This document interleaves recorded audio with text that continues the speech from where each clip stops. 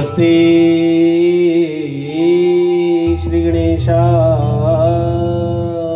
नमः। श्री गुरुचरण कमलेभ्यो नमः।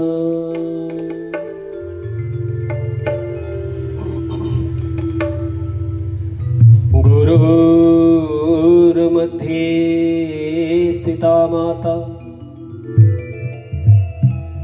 मातृमध्ये स्थिता गुरु, गुरुर्माता नमस्ते अस्तु।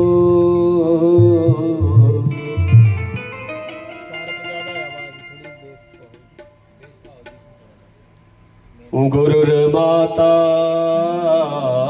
नमस्ते अस्तु।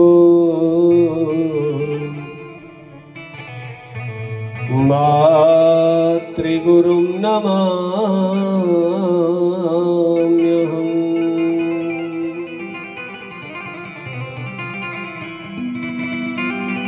कृष्णाय वासुदेवाय हरये परमात्मने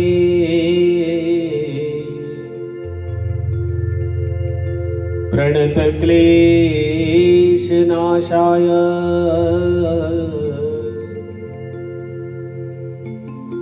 गोविन्दाय नमो नमः।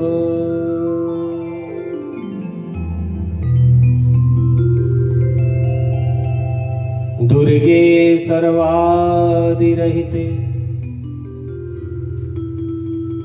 दुष्ट संरोधनार्गले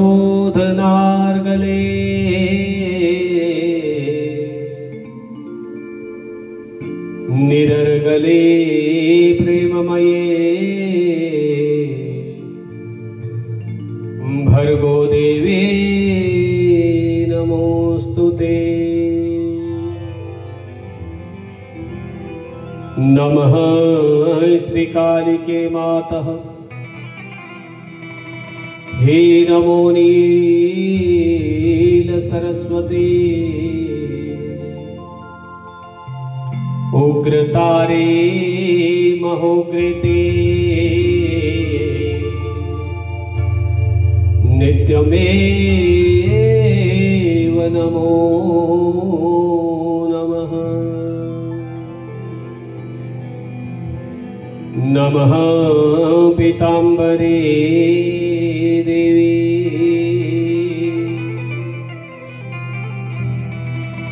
नमस्मे पुरसुंदरी,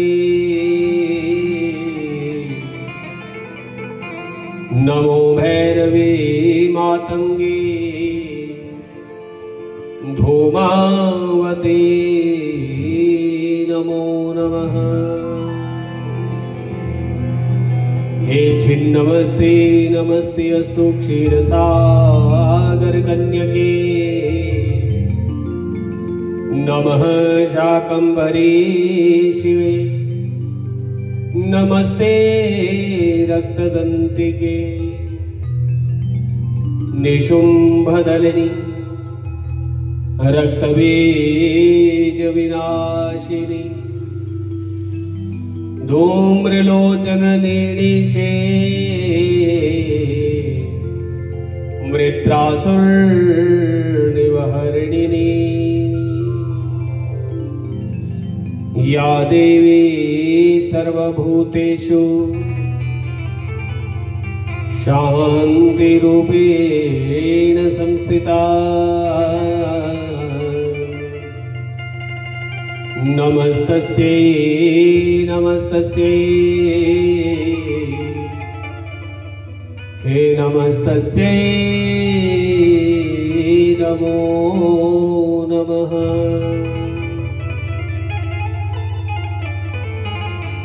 देवी भागवत मां रूप है, इसका जो चिंतन करे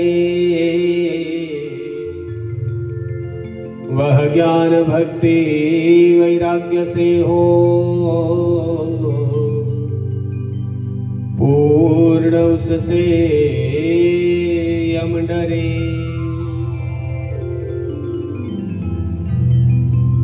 नवाह की निर्मल कथा सुन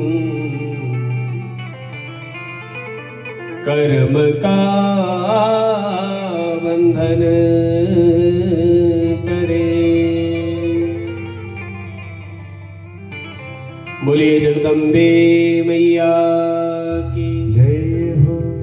जगदियां जोता वाली माता तेरी सदा ही जय हो। बोलिए श्रीमद् देवी भागवत महापुराण की जय हो। चराचर विश्व का संचालन करने वाली कोटि ब्रह्मांड नायिका परात्पर अखिलेश्वरी भगवती जगदम्बा मां के श्री चरणों में उपस्थित निज स्वरूप आत्माओं, आइए मनवाणी को पावन करने के लिए भगवती मां के पावन स्तोत्र का उच्चारण करेंगे। जय भगवती देवी नमो वरदे,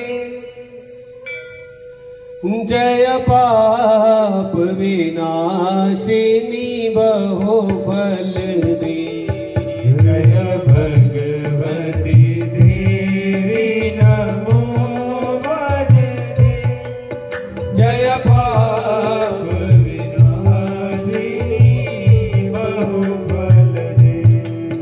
जय शुंभ निशुंभ कपाल धरे, जय शुंभ निशुंभ कपाल धरे। ओ प्रणमामि तु देवी नराति हरे। जय भगवती देवी नमो वरदे, जय पाप विनाशिनी बहु फल दे।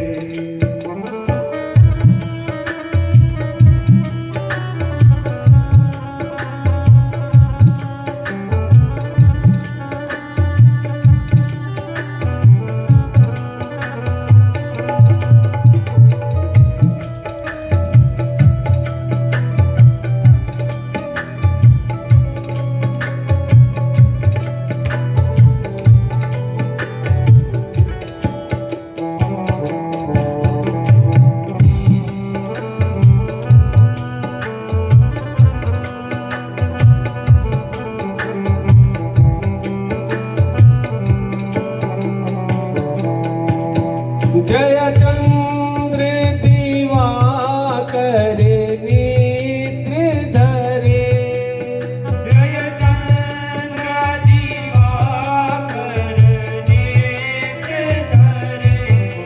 ओ जय पावक भूषित वक्त्र वरे, जय पावक भूषित वक्त्र वरे।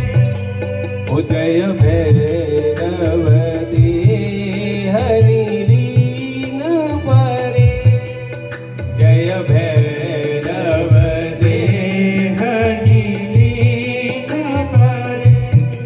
ओ जय अंधक दैत्य विशोष करे, जय भगवती देवी नमो वरदे, जय पाप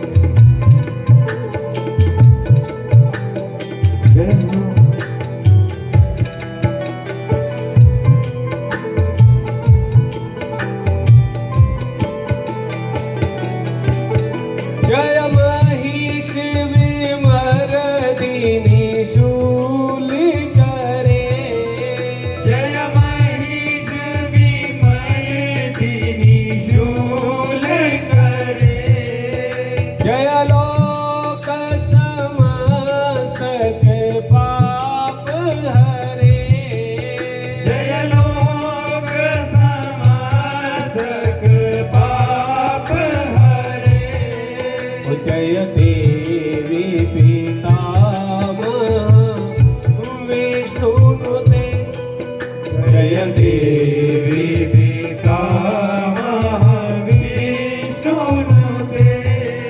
ओ जय भास्कर शक्र शिरोमणते जय भगवती देवी नमो वरदे जय पाप विनाशिनी बहुबलदे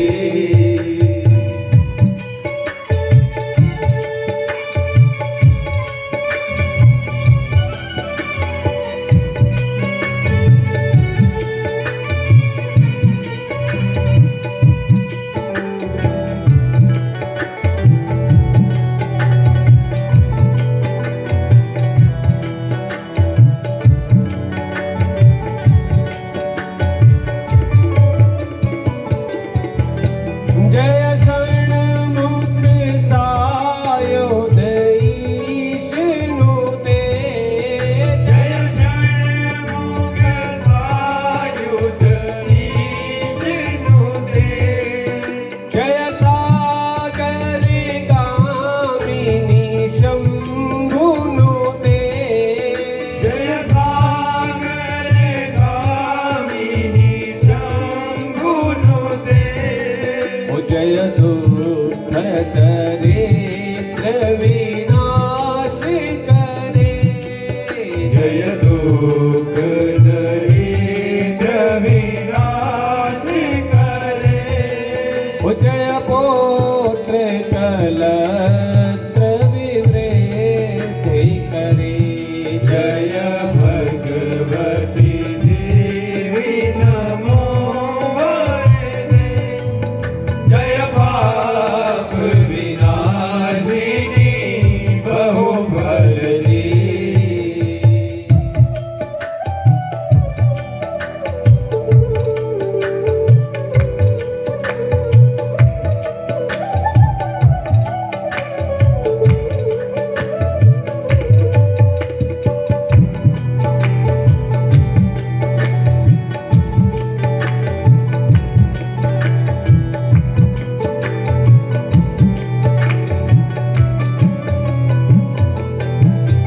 जय देवी समस्त शरीर धरे जय देवी समस्त शरीर धरे जय नाग विदर्शिनी दुख हरे जय नाग विदर्शिनी दुख हरे जय व्याधि विनाशिनी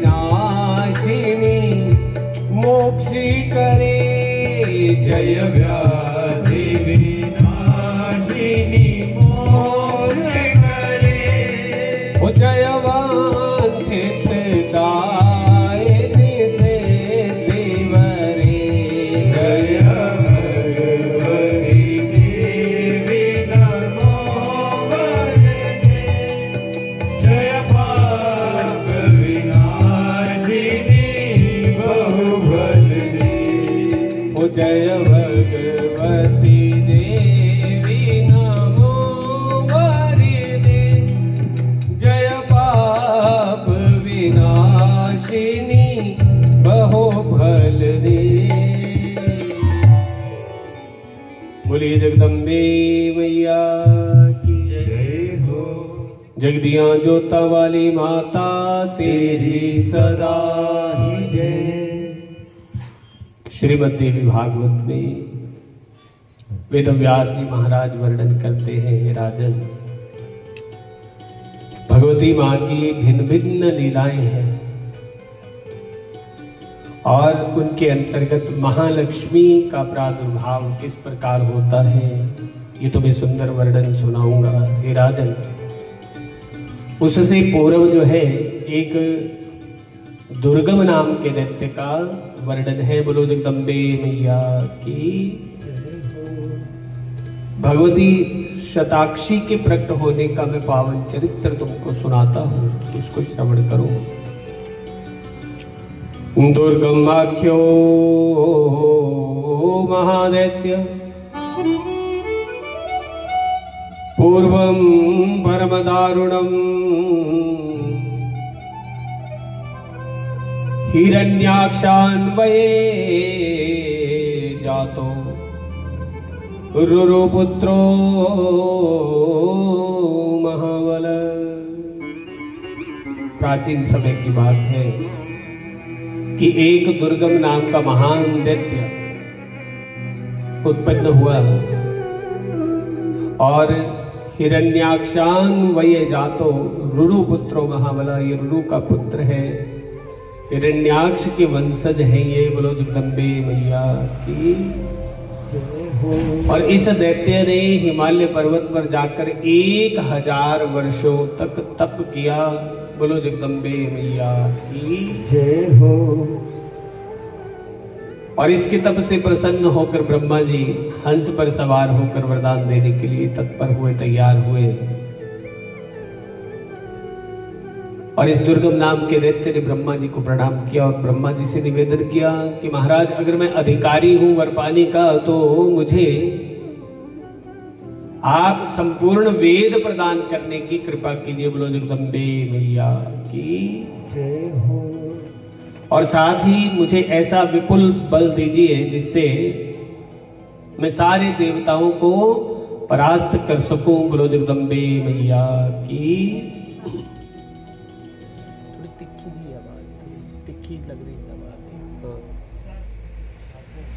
तो इस प्रकार से जैसे ही ब्रह्मा जी ने तथास्तु कहा तो संपूर्ण भूमंडल के ऊपर कहते हाहाकार मच गई, क्योंकि जितने भी ब्राह्मण प्रभृति लोग थे, वेदों का अधिकार जो था वो दुर्गम दैत्य के पास चला गया।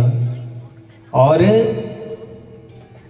जब दुर्गम के पास सारे अधिकार चले गए, सारे मंत्र दुर्गम के पास चले गए, तो कहते हैं उस वक्त ब्राह्मणों को स्वस्ति वाचन तक भूल गया। बोलो जगदम्बे मैया की जय हो। और उस दैत्य ने देवराज इंद्र पर आक्रमण करके उसकी सारी पुरी को अपने अधिकार में ले लिया। अमरावती नगरी जो थी वो सारी की सारी घेर ली। और उसके बाद देवता जो थे वो दुर्गम दैत्य के साथ युद्ध करने में असमर्थ हो चले और स्वर्ग को छोड़कर भाग गए। बोलो जगदम्बे मैया की। इस प्रकार से भीषण अनिष्टप्रद समय जो था उपस्थित हो गया और सारे के सारे ब्राह्मण प्रवृत्ति जितने भी लोग थे सारे के सारे जगदम्बा की उपासना करने के विचार से हिमालय पर्वत पर चले गए और भगवती मां की शरणापन्न हो गई। भगवती मां के चरण कमलों का सहारा लिया और देवी के शरणापन्न होकर भगवती मां की स्तुति गाने लगे हैं। बोलो जगदम्बे मैया की जय हो। कि हे भवानी, हे दुर्गे, बहुत घोर संकट आन उपस्थित हुआ है। हे भगवती मां, हमारा मार्गदर्शन करो, हमारा उद्धार करो। और ब्राह्मण और देवताओं ने मिलकर भगवती मां की स्तुति की और जिससे भगवती मैया प्रसन्न हो गई और प्रकट होकर भगवती मां ने शाकंभरी रूप में प्रकट हुई और सारे ब्राह्मणों को, देवताओं को खाने के लिए सुंदर फल और शाक आदि जो थे वो प्रदान किए, स्वादिष्ट फल दिए। तो इस प्रकार से उसी दिन से भगवती मां का नाम शाकंभरी पड़ा है। बोलो जगदम्बे मैया की जय हो। दुर्गा सप्तशती के भीतर जब हवन होता है तो एक जगह 11वें अध्याय में पालक की आहुति पड़ती है, तो ये शाकंभरी माता की प्रसन्नता के लिए दी जाती है। उसके बाद बहुत सी शक्तियों को भगवती मां ने उत्पन्न किया और उन शक्तियों के नाम कालिका है, तारा है, बाल त्रिपुरा है, भैरवी है, रमा है, बगला है, मातंगी है, त्रिपुर सुंदरी, कामाक्षी, देव तुलजा, जम्बिनी, मोहिनी, छिन्न मस्ता, गुह्य काली और 10 सहस्त्र बाहु का आदि नाम वाली 32 शक्तियों को उत्पन्न किया। बोलो जगदम्बे मैया की जय हो। और उसके बाद योगिनियों को उत्पन्न कर दिया, 64 योगिनियां उत्पन्न कर दी महाराज। और उन शक्तियों ने दानवों की बहुत अधिक सेना का विनाश किया। ये जो सेनाध्यक्ष दुर्गम था, ये रणभूमि में आया, रणांगण के भीतर आया और दुर्गम दैत्य और भगवती जगदम्बा के भीतर भीषण संग्राम प्रारंभ हुआ। और जगदम्बा के 5 बाण जो थे वो दुर्गम की छाती में घुस गए और रक्त वमन करता हुआ दुर्गम दैत्य भगवती परमेश्वरी के सामने प्राणों से हीन होकर, निश्चेष्ट होकर धरती पे गिर पड़ा। बोलो जगदम्बे मैया की जय हो। और उसके शरीर से तेज निकला और वो भगवती मां के भीतर ही समाहित हो जाता है।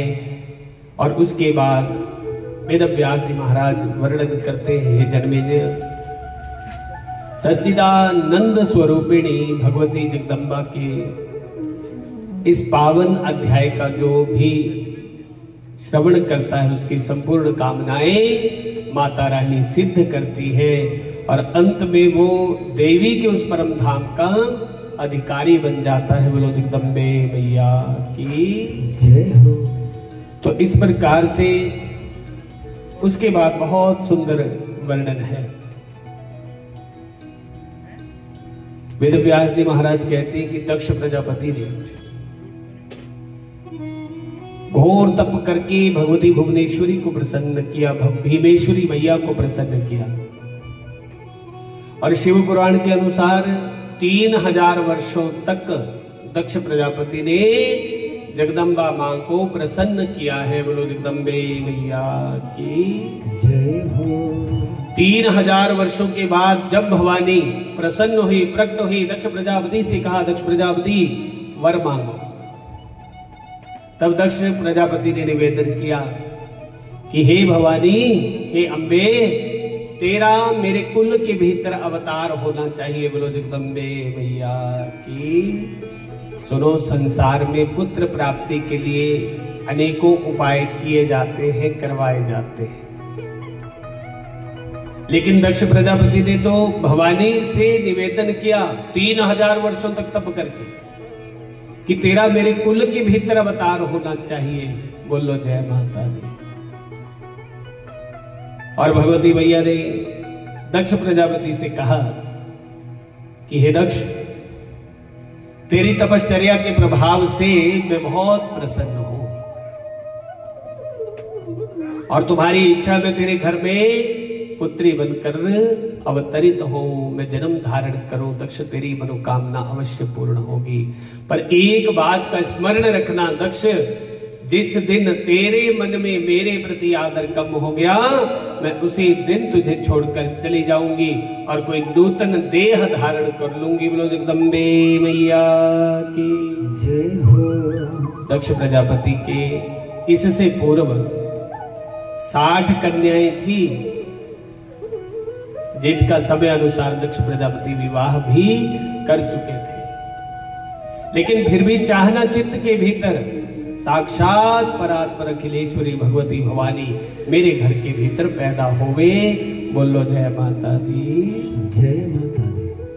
समय बढ़ा है और कुछ समय के पश्चात दक्ष प्रजापति की धर्म पत्नी वीरणी के गर्भ से भगवती आद्य शक्ति ने अवतार धारण किया। बोलो जगदम्बे मैया की जय हो। जैसे भवानी प्रकट हुई, सारा कक्ष जो था वो रोशनी से जगमगा उठा और भगवती मां के सत्यांश से प्रकट होने के कारण उस कन्या का नाम सती रखा गया। बोलो जगदम्बे मैया की जय हो। और दक्ष प्रजापति के आश्चर्य की सीमा न रही। दक्ष प्रजापति ने प्राणों से भी बढ़कर अपनी पुत्री से प्रेम किया। धीरे धीरे धीरे धीरे शुक्ल पक्ष के चंद्रमा की तरह ये वृद्धि को प्राप्त हुई है और दैव के प्रभाव से प्रभावित होकर सती का विवाह जो है वो महादेव के साथ संपन्न होता है, शंकर भगवान के साथ संपन्न होता है। बोलो शंकर भगवान की जय हो। उमापति महादेव की जय हो। और यह बहुत सुंदर वर्णन है। सती ने गृहस्थ संबंधी बहुत से अनेकों प्रश्न जो थे वो शंकर भगवान के आगे रखे, शंकर भगवान से भिन्न भिन्न प्रश्न किए हैं और उन प्रश्नों के अंतर्गत कहा कि हे भोलेनाथ, आपकी भक्ति जो है वो किस प्रकार करनी चाहिए। तो शंकर भगवान ने बहुत सुंदर उपदेश दिया है। किसको? सती को। सती को आवश्यकता नहीं थी उपदेश की, लेकिन सती के माध्यम से संसार को उपदेश है। हमारे को और आपको ये उपदेश की आवश्यकता है। बोलो जगदम्बे मैया की जय हो।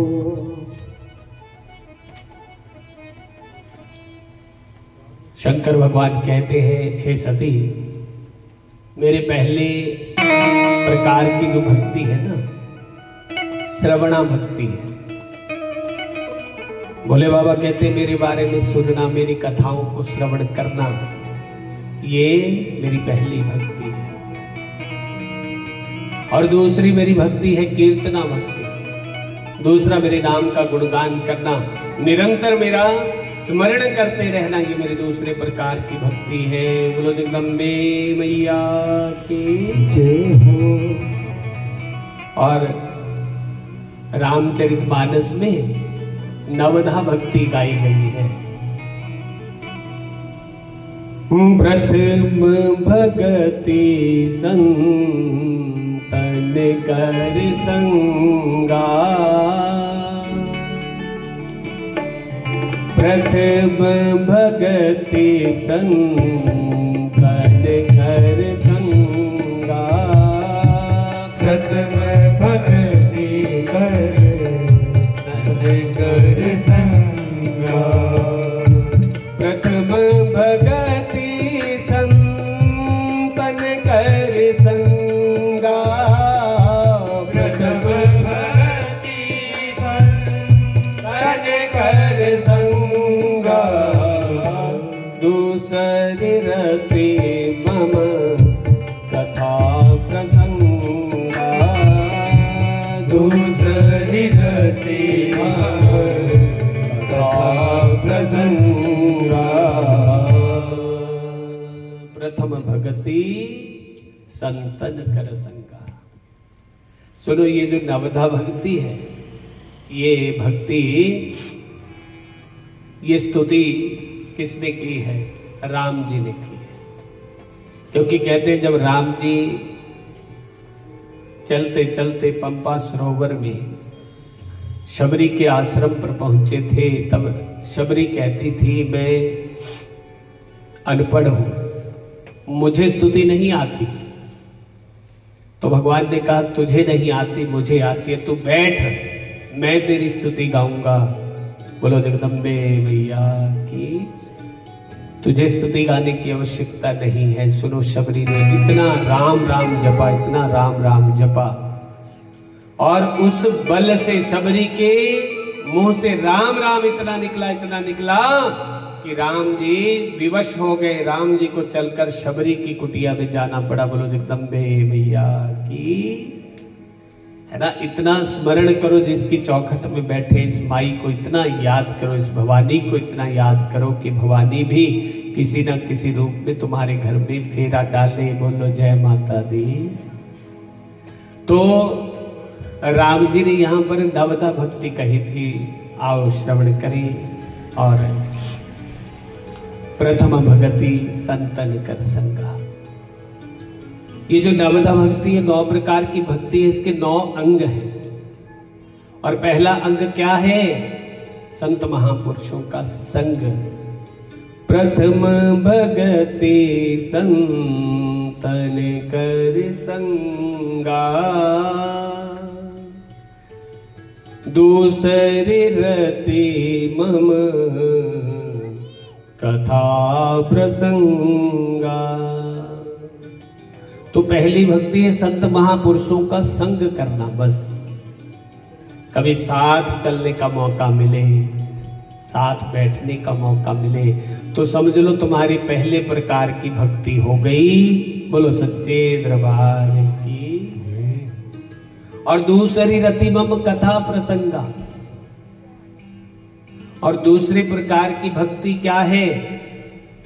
मेरी कथा के भीतर रुचि रखे, जिसको मेरी कथा से प्रेम हो जाए कि अब तो 1:30 बज गया है, चलो, पैर जो है वो स्वयं घर से निकल जाए, तो समझ लेना भगवती साक्षात तुम्हारे हृदय के भीतर विराजमान है। बोलो जगदम्बे मैया की। है तो दूसरी रति मम कथा प्रसंगा। और तीसरी भक्ति कही है बाबा तुलसीदास जी ने, में गुरुपद पंकज तीसरी भक्ति। गुरुपद पंकज तीसरी भक्ति हमारी, गुरु महाराज के श्री चरणों की सेवा करना, गुरु जी के किसी भी कार्य में थोड़ी सी भी उनकी सहायता कर दी तो तुम्हारी तीसरे प्रकार की भक्ति हो जाएगी। बोलो जगदम्बे मैया की जय हो। और चौथी भक्ति लिखते हैं गोस्वामी तुलसीदास जी, क्या? मम गुणगान, कपट छोड़कर केवल और केवल बस भगवती माँ का गुणगान गाओ, राम जी का गुणगान गाओ, शिव का गुण गाओ, मेरे श्याम सुंदर का गुणगान गाओ। बोलो जगदम्बे मैया की जय हो। है ना? यानी जो गुरु ने मंत्र दिया उस मंत्र का क्या करो? जप करो बस। और जितना जीव जप करेगा तो तुम्हारी फ्री ऑफ कॉस्ट में चौथी भक्ति हो जाएगी। बोलो जगदम्बे मैया की। कपट छोड़कर भगवान का गुणगान करना। और पांचवी मंत्र जाप मम दृढ़ विश्वासा, पंचम भजन सुवेद प्रकाशा। है पांचवी भक्ति है गुरु मंत्र का जप करना, निरंतर करना। और सुनो, गुरु मंत्र जप जो है कहते हैं सूतक पातक में भी छोड़ा नहीं जाता। समझ रहे हो? उस मंत्र की के भीतर इतनी पावर है, तुम सूतक पातक में भी बैठ के कर लोगे तो भी तुम्हारा कल्याण होगा। बोलो जगदम्बे मैया की जय हो।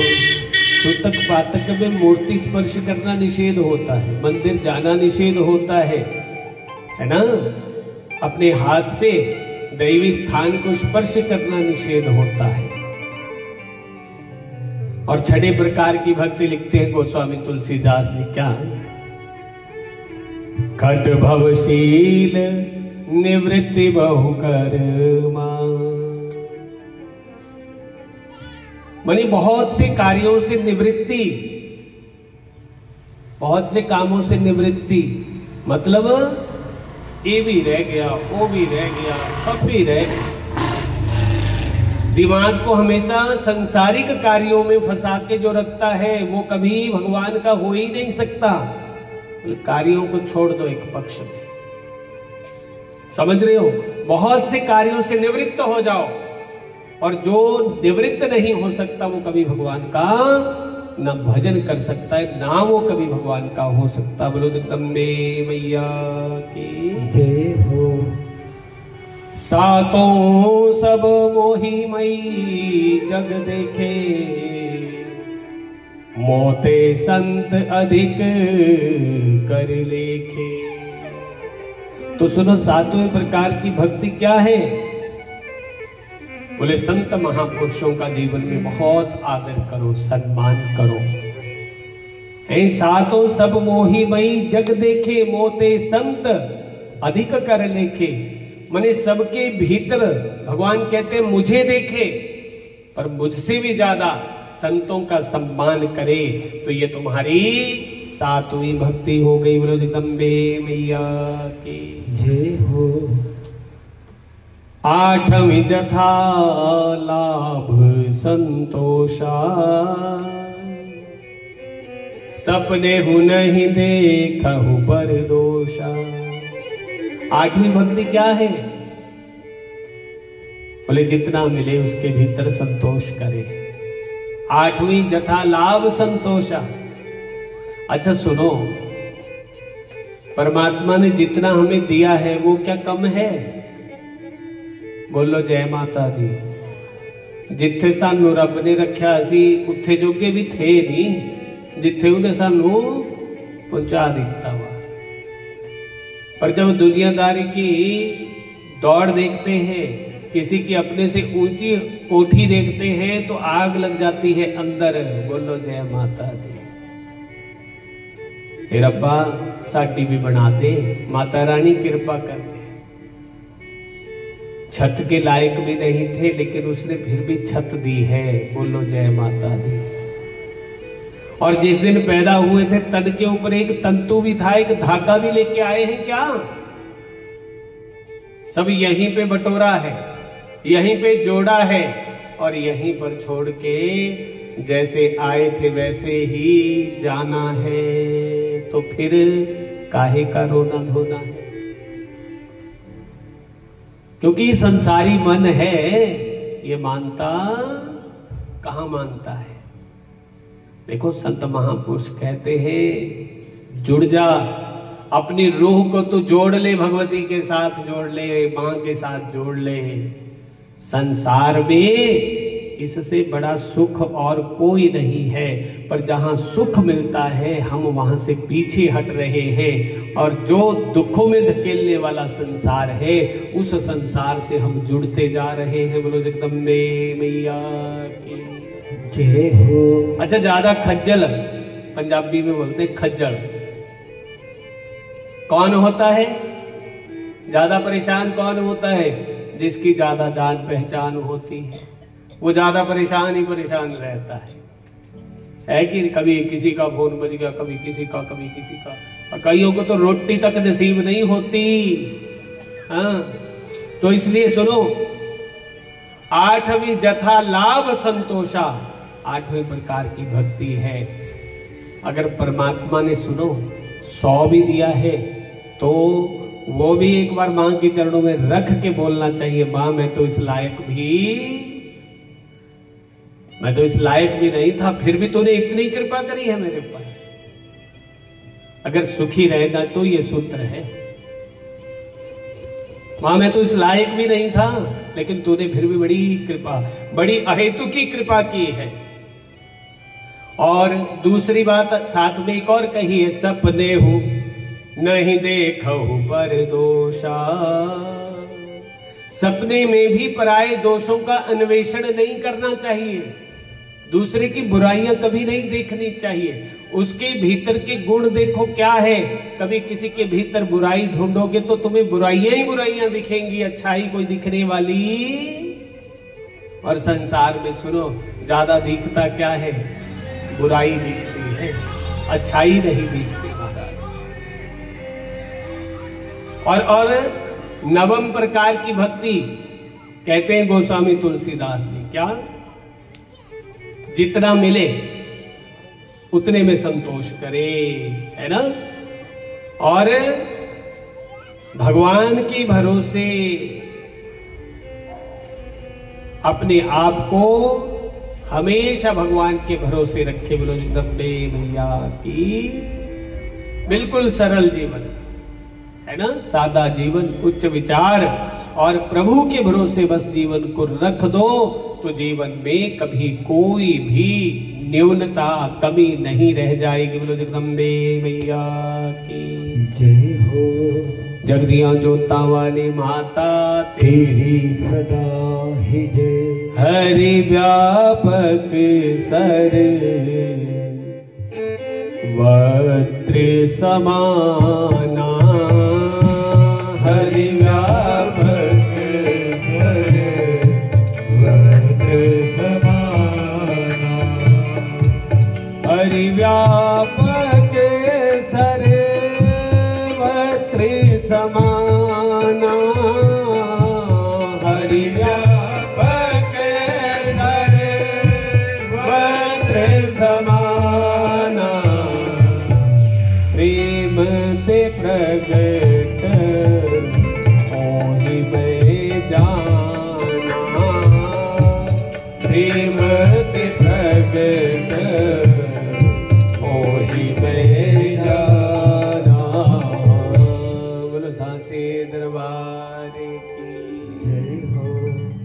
परिव्यापक सर्वत्र समाना, प्रेम ते प्रगट हो ही मैं जाना।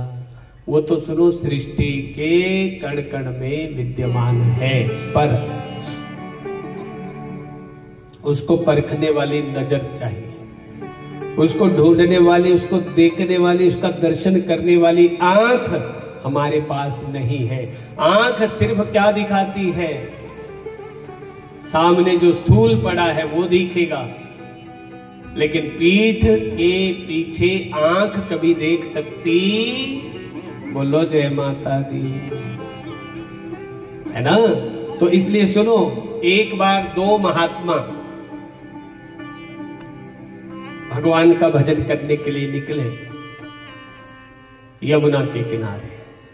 यमुना जी के किनारे एक पीपल का वृक्ष, उस पीपल के वृक्ष के नीचे एक छोटा सा झोपड़ा बना के एक महात्मा जी रहते हैं। बोलो जय माता दी। और महात्मा जी को घर छोड़े हुए 80 बरस हो गए थे, अपनी आयु का मान 100 साल हो गया था। बोलो जय माता दी। और महात्मा जी के सिर के बाल अपने से लंबे हो गए थे, 6-6, 7-7 फुट की लंबी जटाएं हो गई, दाढ़ी जमीन को स्पर्श करती है और निरंतर भगवान का भजन करते हैं। बोलो जगदम्बे मैया की। तो इस प्रकार से भजन करते करते करते करते 80 बरस थोड़े नहीं होते, 80 बरस बीत गए और एक तरुण जवान आया, नौजवान, वैराग्य हो गया, घर से मन उठा तो भगवान की भक्ति करने को ये भी यमुना के किनारे।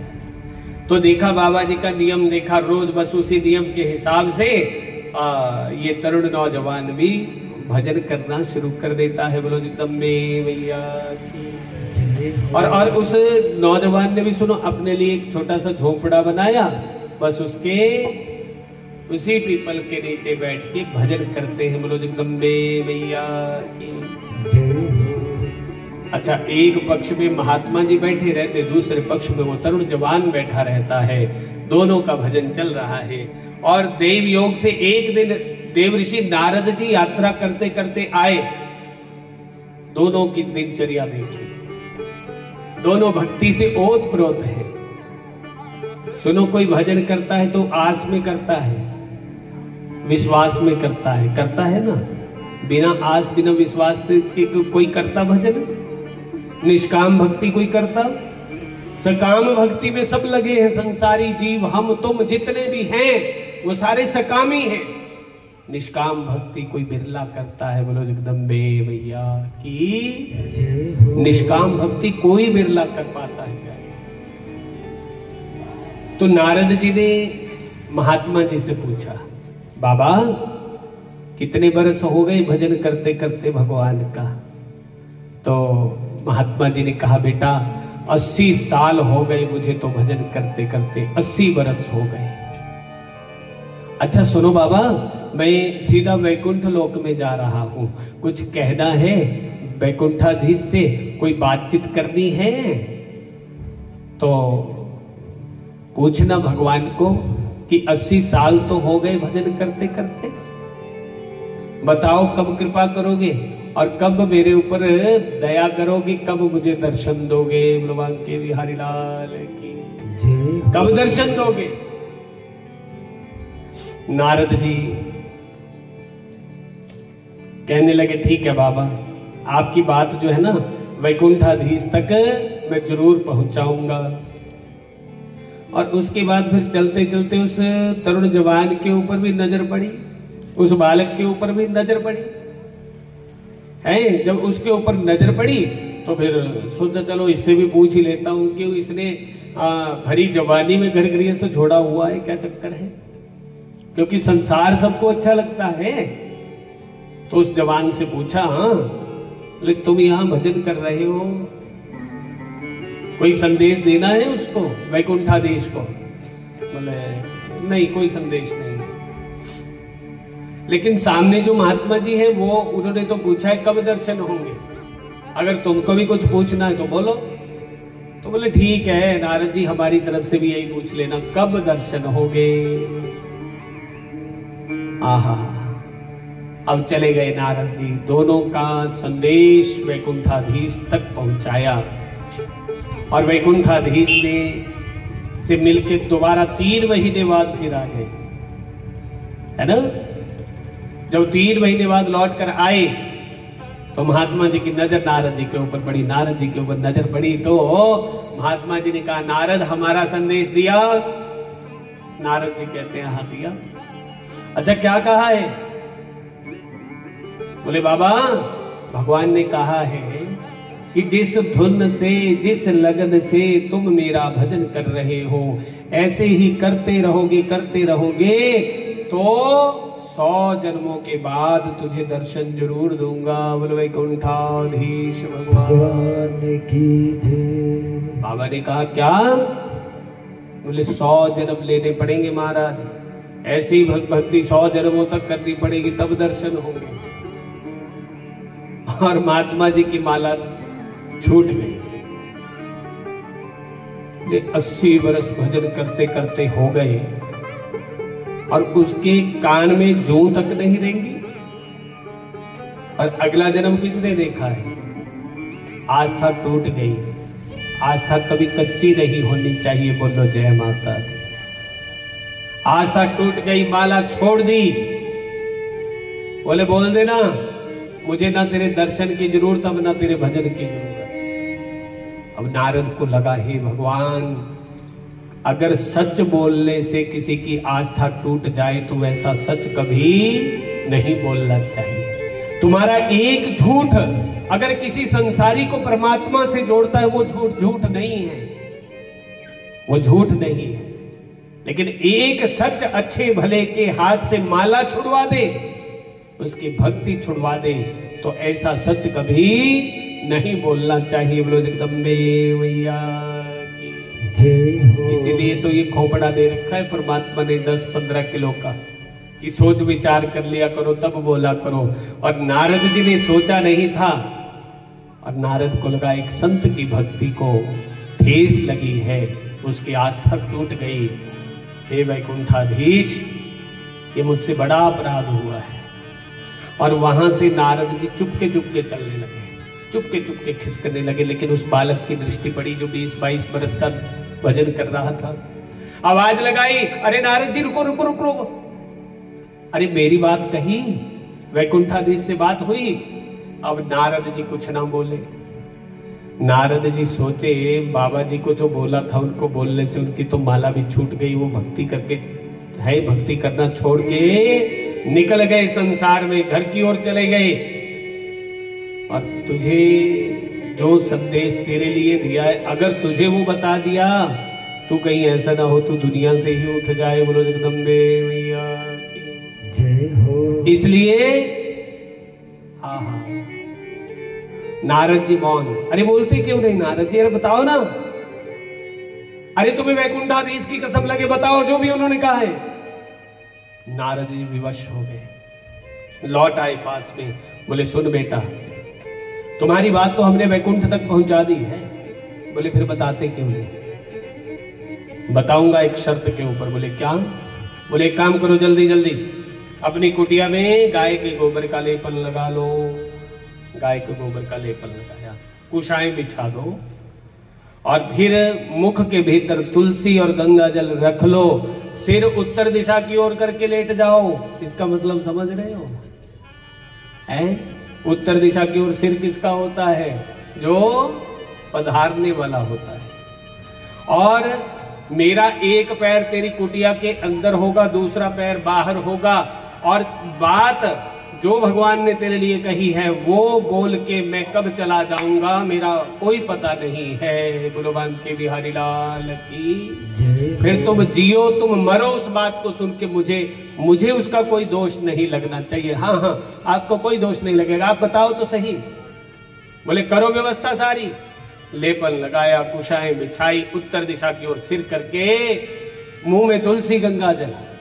अरे बालक तेरे लिए ये कहा है वैकुंठाधीश ने कि जितनी लगन के साथ, जितनी धुन के साथ तू मेरा भजन कर रहा है, ऐसे ही भजन करता रहा, ऐसे ही भजन करता रहा तो जितने इस पीपल के वृक्ष में पत्ते हैं उतने जन्मों के बाद तुझे मेरा दर्शन अवश्य होगा।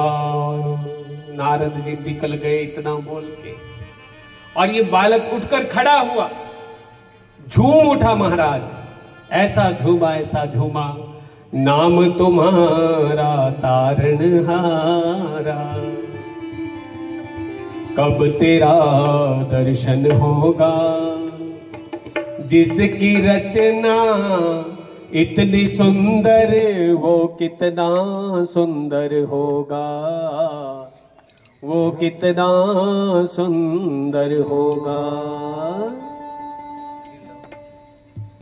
बोलो सच्चे दरबार की जय हो।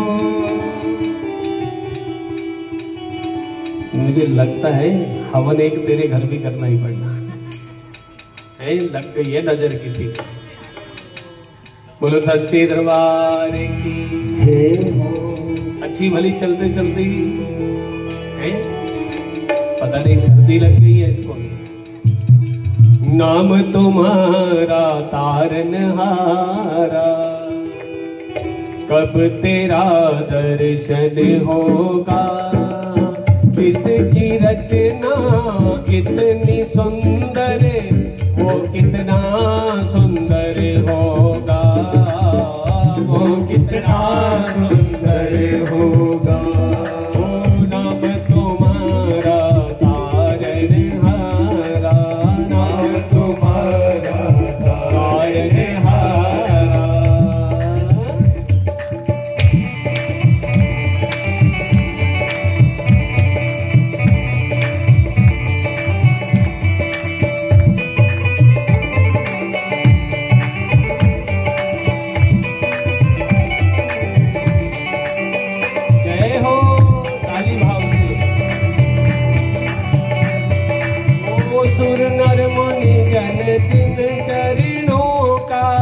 नित दिन ध्यान लगाते हैं, जो भी उनके शरण में जाते, मन वांछित फल पाते हैं, मन वांछित फल पाते हैं, मन वांछित फल पाते हैं। ओ भवसागर से पार करे जो, भवसागर से पार करे जो, वो कितना सुंदर होगा, जिसकी रचना इतनी सुंदर, वो कितना सुंदर होगा, वो कितना सुंदर होगा।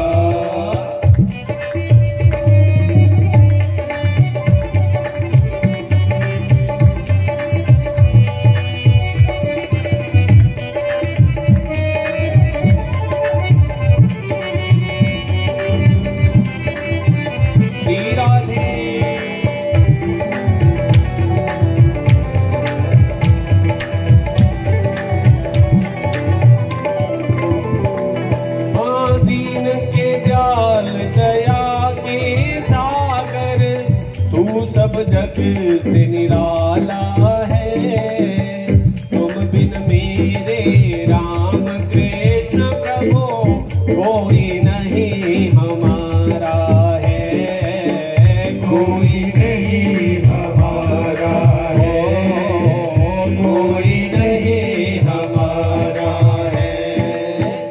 आत्मनिध को पाने तो, आत्मनिध को गीतों का सरगम होगा, जिसकी रचना इतनी सुंदर, वो कितना सुंदर होगा, वो कितना सुंदर होगा। जय श्री राधे।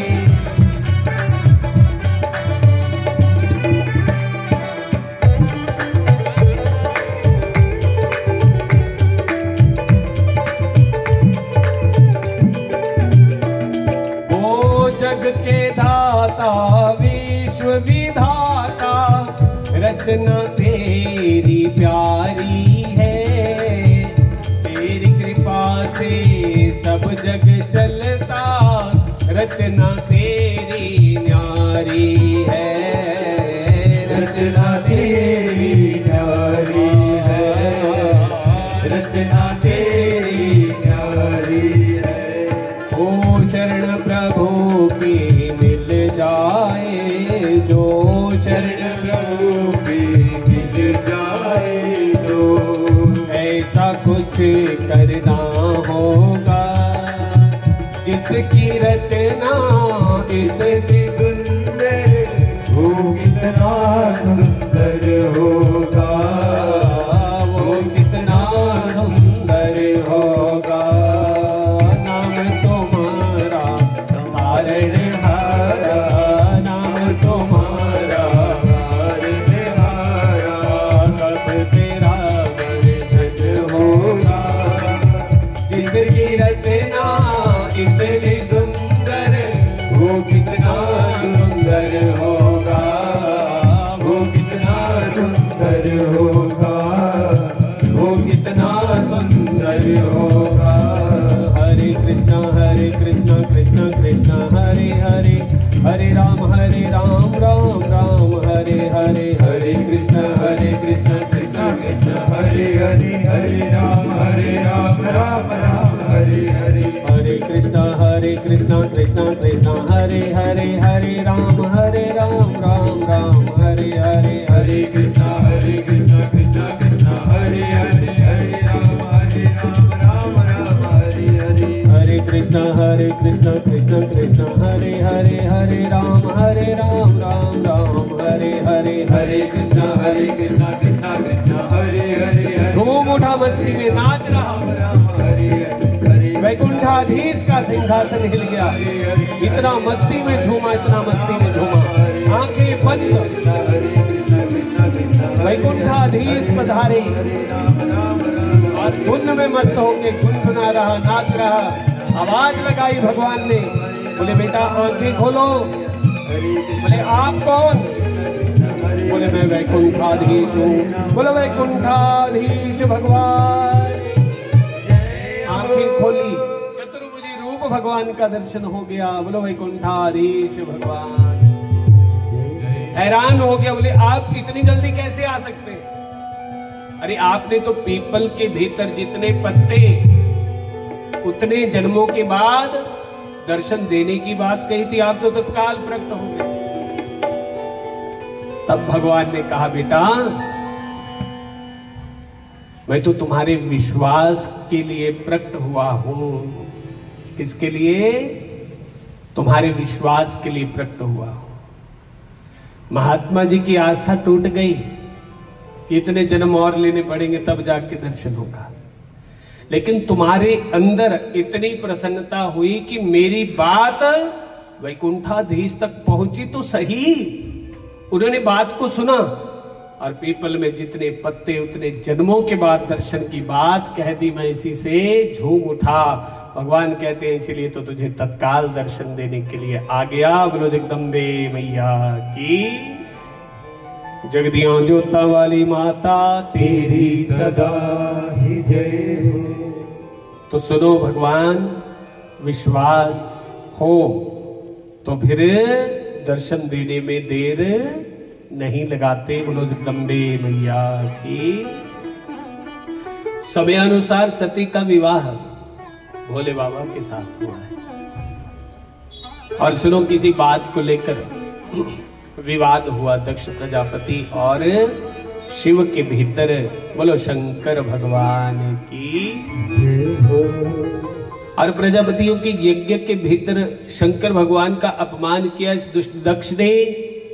देखो, जिस पुत्री को वरदान के रूप में मांगा था, और मांगा भी किसके लिए था? शिव के लिए मांगा था कि शिव मेरे इष्ट हैं, मेरे आराध्य देव हैं और शिव के अनेकों अवतार हो चुके हैं, लेकिन हे भवानी अभी तक तेरा अवतार नहीं हुआ है, इसलिए तू मेरे घर में अवतरित हो और फिर तू शिव के साथ विवाह करना। बोलो जगदम्बे मैया की। उस महान फल का भागी बना कौन?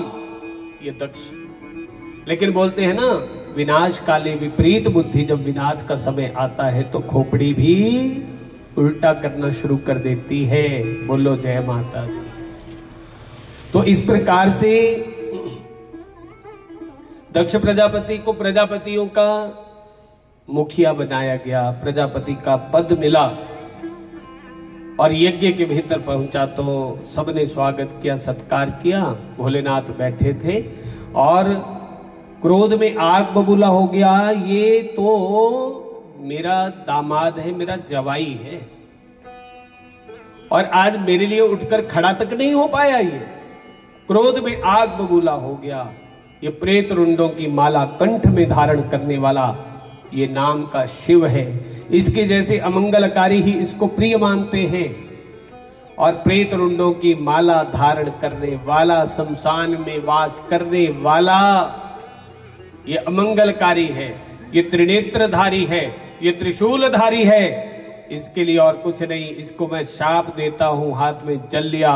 अयम तो देव यजनम इंद्रोपेन्द्रादि भिर्भव सहभागम न लभताम देवेर देवगणाधम। ये देवताओं में अधम है, हीन है, नीच है। इसको विष्णु आदि यज्ञ में, इंद्र आदि यज्ञ में यज्ञ का कोई भाग नहीं मिलेगा। बोलो जगदम्बे मैया की। दक्ष प्रजापति ने सुनो, इतना अपमान किया शंकर भगवान का, इतना तिरस्कार किया, लेकिन मजाल क्या, महादेव ने एक भी शब्द प्रति उत्तर में कहा हो। बोलो शंकर भगवान की। सुनो, भगवान की कथाएं हम श्रवण करते हैं, है ना। बोलो जय माता दी। फिर बोलो अमल कितना करते हैं। बोले जितनी देर पंडाल में बैठे उतनी देर हो ही जाता है, थोड़ा बहुत है। हाँ, और जैसे बस आरती के लिए खड़े होते हैं ना, फिर तो जगह ये नजर होती है कि कहां जैसे बैठना मैंने, है कि नहीं। तो अमल बस उतनी देर रहता है। और जैसे ही सत्संग पूर्ण होता है तो सुनो, चलो चलो चलो, लेट हो गए, जल्दी चलो, करानु जाना। फिर घर के काम भी याद आते हैं। अगर 5 से कहीं कथा सुनते सुनते 5:30 हो जाए तब सब्र है, तब तक भी है कि नहीं। पर बारी जब भोग की आती है तो एक का हाथ दूसरे के सिर के ऊपर, पहले मैनू ही दे दे, तू इनू छड़, इन्हें केड़ा बहुत दूर जाना। बोलो जय माता दी। तो सुनो, आज इतना अपमान किया शंकर जी का, इतना अपमान किया कि महादेव मौन रहे, चुप रहे, है ना। बुराई करने वाले को ऐसा थप्पड़ होता है मुंह पे, ऐसा थप्पड़ होता है कि वो लज्जित हो जाए, शर्म से मर जाए। जिसका हम फिर हो गया कुछ साउंड को, इसको जैक कहला हो जरा। बोलिए जगदम्बे मैया की। पीछे आ रही है आवाज? ठीक, बढ़िया आ रही है। आज सुनो श्याम जी, नजर उतरवा लेना बाबा जी से, पक्का लग गई है। बोलो जगदम्बे मैया की जय हो। जगदिया जोता वाली माता तेरी सदा जय।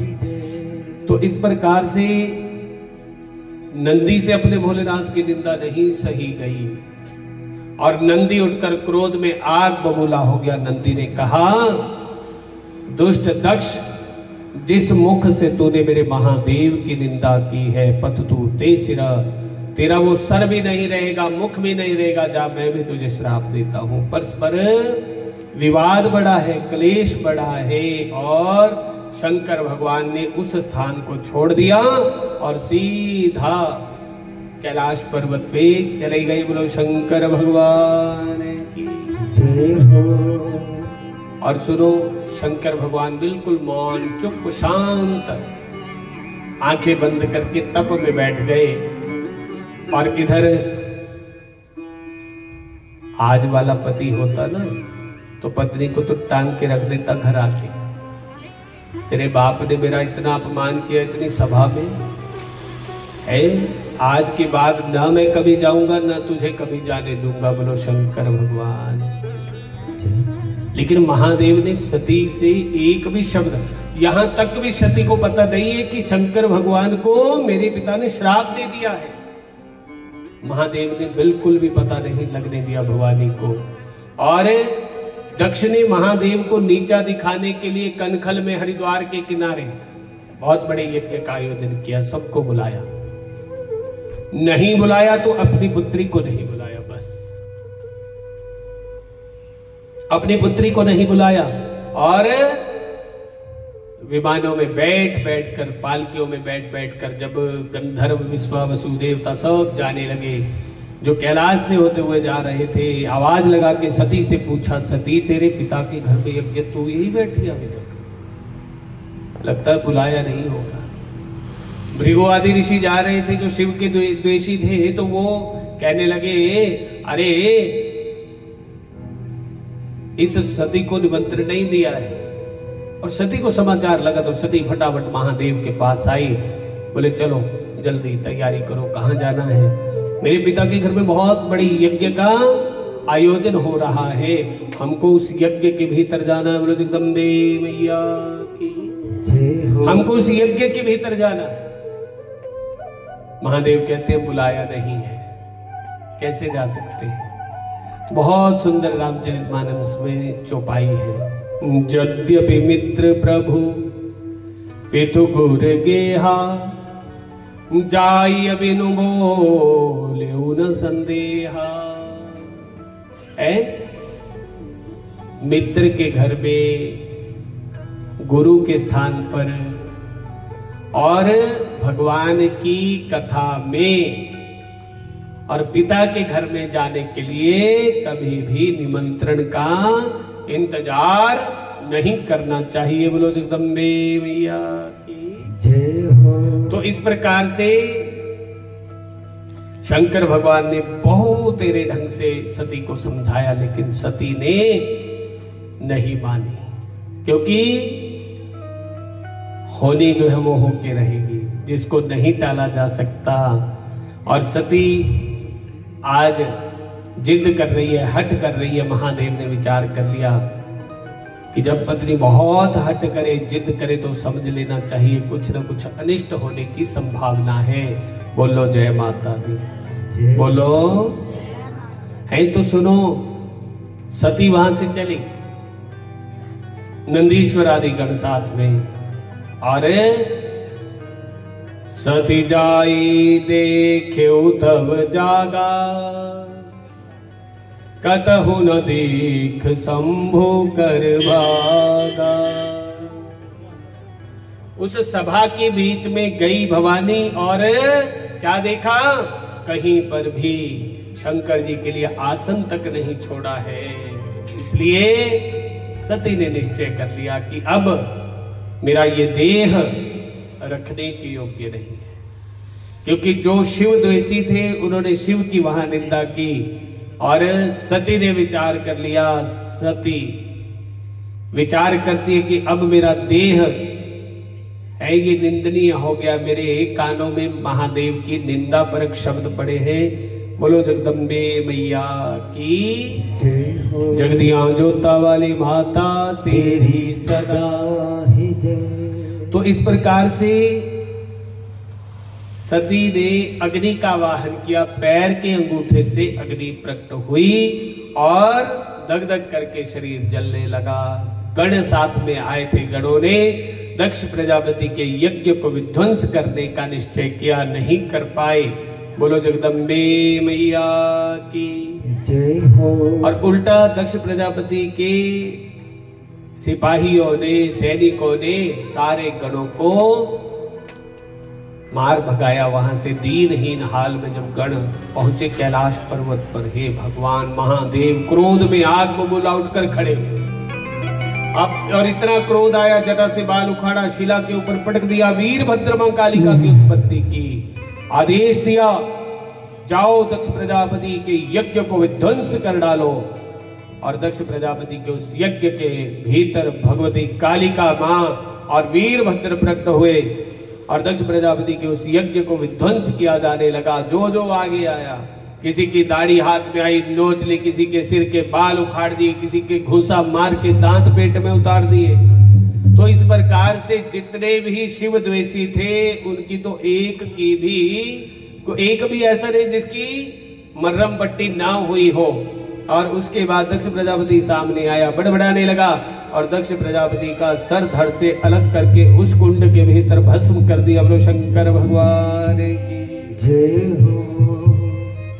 तो इस प्रकार से सुनो, महादेवाय सती का जो पार्थिव शरीर था उस शरीर को महादेव ने अपने कंधे के ऊपर रख लिया।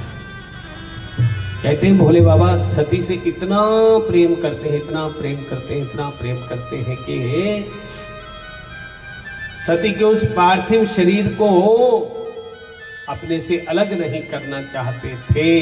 बोलो गौरी शंकर भगवान की। पूरे भारतवर्ष का भ्रमण करते रहे, गणों से अपने महादेव की ये दशा नहीं देखी जा रही। सारे के सारे गण जो थे वो वैकुंठाधीश की शरण में गए। बोले महाराज यही हाल रहा तो फिर अनर्थ हो जाएगा। और शिव जो है बिल्कुल ऐसे हो गए, शक्ति निकल जाने से शिव में जो इकार रूपी शक्ति है, ई की जो मात्रा है वही शक्ति है, और वो मात्रा आज हट गई। शिव में ई की मात्रा को हटा दो तो क्या शेष रह गया? शव रह गया है। महादेव भी शव के जैसे हो।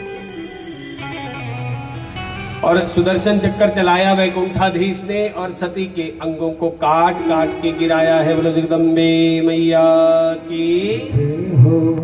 जगदिया जोता वाली माता तेरी सदा ही जय। तो इस प्रकार से दक्ष के द्वारा ऐसा कौन सा पाप कर्म हुआ जिसके कारण शिव और दक्ष में द्वेष पैदा हुआ है? बोलो जगदम्बे भैया की जय हो। कौन सा ऐसा प्रतिकूल कर्म का प्रभाव हुआ दक्ष प्रजापति की जो ये दुर्घटना, दैवीय दुर्घटना घटित हुई है? वेद व्यास जी महाराज सुंदर वर्णन करते हैं कि कथा बड़ी प्राचीन है।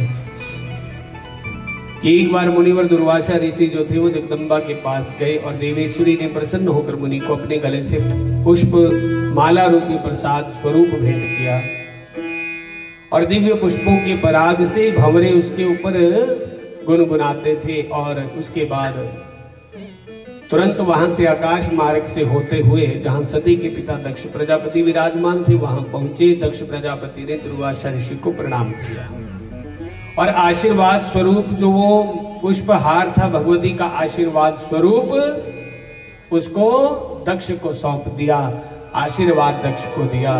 और दक्ष प्रजापति ने उसको संभाल के नहीं रखा, उसको अपने गले से निकाला, अपने सोने वाली सैया के ऊपर फेंक दिया। बोलो शंकर भगवान की। और फिर रात्रि होने पर अपनी पत्नी के साथ उसी शैया के ऊपर, वो माला भी वैसे पड़ी, उसी शैया के ऊपर समागम अपनी पत्नी के साथ किया। और इस प्रतिकूल पाप कर्म के प्रभाव से शंकर भगवान तथा दक्ष प्रजापति के मन में द्वेष पैदा हो गया, जिसका परिणाम क्या निकला है? सती ने अपनी देह का त्याग कर दिया और सुदर्शन चक्कर चलाया है। 52 खंड किए हैं सती के अंगों के। तो जहां जहां सती के अंग गिरे हैं वहां वहां पर भिन्न भिन्न शक्ति पीठों की स्थापना होती चली गई। बोलो जगदम्बे मैया की जय हो। जगदिया जोता वाली माता तेरी सदा ही जय। ये 52 शक्ति पीठ हुए हैं, है कि नहीं? तो 52 शक्ति पीठों की स्थापना हुई। इसके अतिरिक्त भी भगवती माँ ने भिन्न भिन्न भिन्न भिन्न अवतार धारण किए हैं। और भगवती माँ नगर नगर में है, देश देश में पिंडी रूप में भगवती माँ प्रकट हुई है, जिसकी पूजा कुल देवी के रूप में की जाती है, कुलजा मैया के रूप में की जाती है। बोलो जगदम्बे मैया की जय हो। जगदिया जोता वाली माता तेरी सदा ही जय। तो भिन्न भिन्न शक्तिपीठों की स्थापना के अतिरिक्त भी भगवती मां ने अनेकों अवतार धारण किए हैं और अपने भक्तों को सुखी किया है। जब जब भक्त पे संकट आता है तो भगवती मां याद दिलाती है ना। और भगवती मां अपने भक्त को स्मरण कराती है कि तुझे मेरा स्मरण रखना होगा। जब जब तू मुझे विस्मृत करेगा, मुझसे दूर जाएगा, तब तब तेरे ऊपर आपत्ति आवेगी, तब तब तेरे ऊपर संकट आवेगा। बोलो जगदम्बे मैया की जगदिया जोता वाली माता तेरी सदा ही जय। तो इस प्रकार से सुनो, भगवती मां का वास जो है वो घर में हमेशा रहे, इसलिए अपने पूजा स्थान में अपनी कुल देवी का चित्र जरूर रखना चाहिए। बोलो सच्चे दरबार की। और फिर भगवती मां से फरियाद लगानी चाहिए, क्या? हे मां मुझको ऐसा घर दे जिसमें तुम्हारा मंदिर हो, ज्योत जगे दिन रैन तुम्हारे, तू मंदिर के अंदर हो, तू मंदिर के अंदर हो।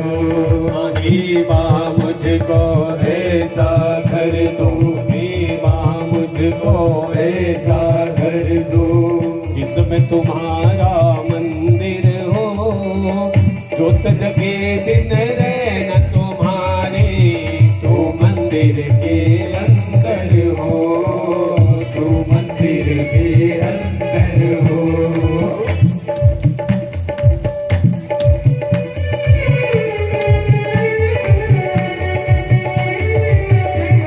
काली प्रेम से जय माता दी।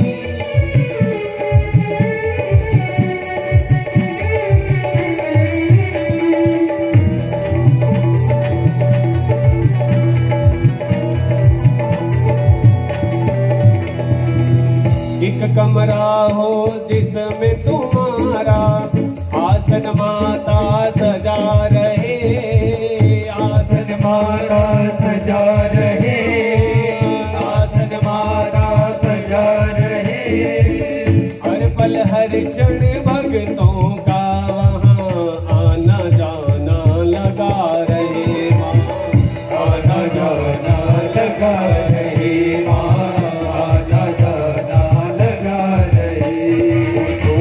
बड़े का उस घर में माँ, छोटे बड़े का उस घर में माँ, एक समान ही आदर हो, ज्योत जगे दिन रैन तुम्हारे, तू मंदिर के अंदर हो, तू मंदिर के अंदर हो।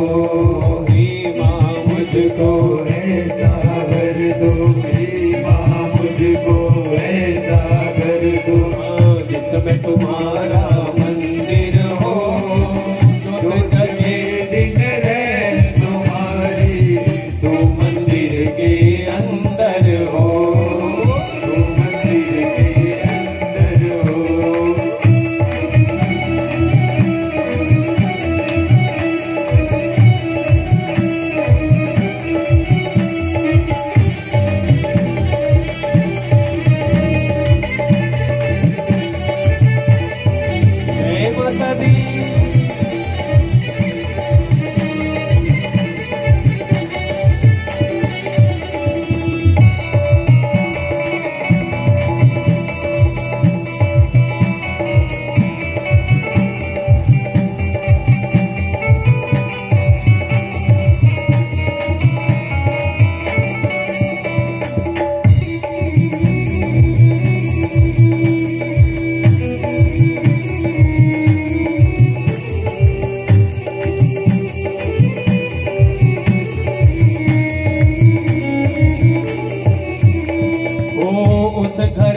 कोई भी खा ले, कभी सवाली जाए ना, कभी सवाली जाए ना।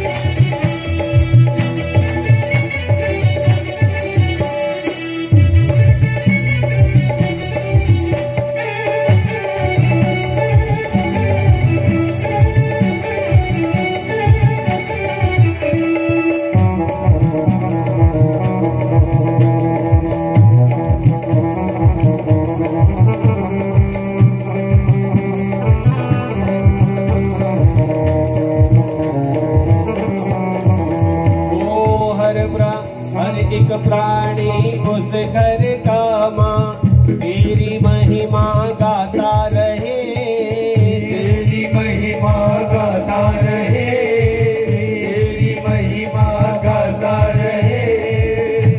हो तू रखे जिस हाल में दाते हर पल शुक्र मन